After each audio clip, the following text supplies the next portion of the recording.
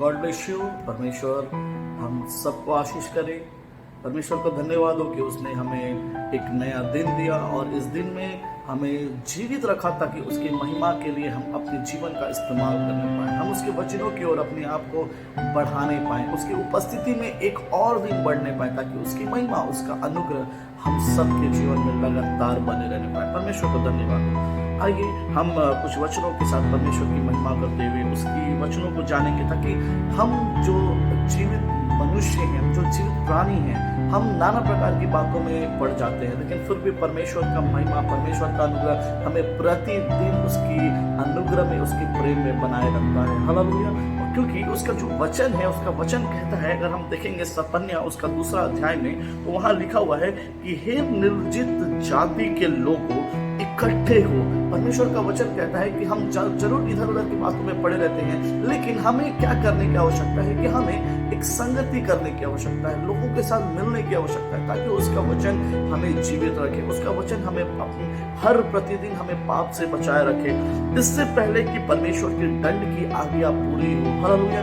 परमेश्वर का दंड की आज्ञा हमारे जीवन में पूरी हो। हम नरक में नहीं जाने के लिए हम यहाँ जीवित हैं, हम नरक में नहीं जाने के लिए हम उसकी उपासना करते हैं, लेकिन हम बचा लिए जाने के लिए, हम उसकी महिमा के लिए इस पृथ्वी पे हम जन्म लिए ताकि उसकी महिमा पूरा करें, उसका एक गवाही ठहरे। तो यहाँ वचन कहता है, इससे पहले कि दंड की आज्ञा पूरी हो और बचाव के दिन भूसी के समान निकले और यहोवा का भड़कता हुआ क्रोध तुम पर आ पड़े, तुम पर आ पड़े, हम पर आ पड़े, हम सब पे आ पड़े। मतलब परमेश्वर का वो जो क्रोध है, परमेश्वर का वो जो भड़कता हुआ आग है, हम सबके जीवन में आने से पहले हमें एक जगह इकट्ठे होने की आवश्यकता है और वो जगह है ये वचन। अगर हम वचन में इकट्ठे हो जाते हैं, वचन के साथ जुड़ जाते हैं, तो वो वचन हमारा न्याय करने से हमें उस वक्त हमारे साथ खड़े रहता है। और वचन आगे कहता है, और यहोवा के क्रोध के दिन तुम पर आए, तुम इकट्ठे हो। यहाँ वचन कहता है इकट्ठे हो। हम मनुष्य सोचते हैं कि हम एक दूसरे को बोल के हम संगति करा सकते हैं, लेकिन नहीं। जब वचन हमें क्या सिखाता है, वचन हमें क्या बोलता है कि हमें एक दूसरे के साथ इकट्ठे होने की आवश्यकता है, हमें उसकी महिमा के लिए इकट्ठे होने की आवश्यकता है ताकि उसका वचन प्रतिदिन हमारे जीवन में हमें एक एक पल आगे बढ़ाते जाए। और आगे वचन कहता है, हे पृथ्वी के सारे नम्र लोगों। सिर्फ ये वचन उन लोगों के लिए नहीं है जो पापों में पड़े हुए हैं, लेकिन हम नम्र लोगों के लिए भी है, जो धर्मी लोग हैं उनके लिए भी वचन क्या कहता है, हे यहोवा के नियम के मानने वालों उसको ढूंढते रहो। हालेलुया। धर्म को ढूंढो, नम्रता को ढूंढो, संभव है तुम यहोवा के क्रोध के दिन में शरण पाओगे।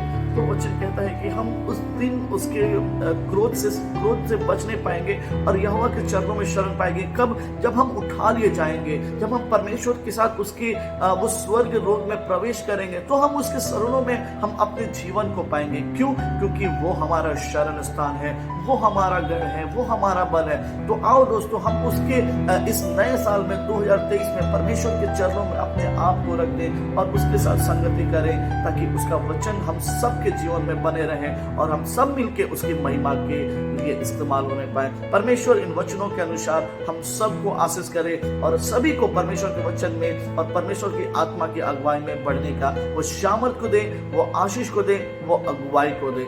प्रभु सभी को आशीष करे। God bless you.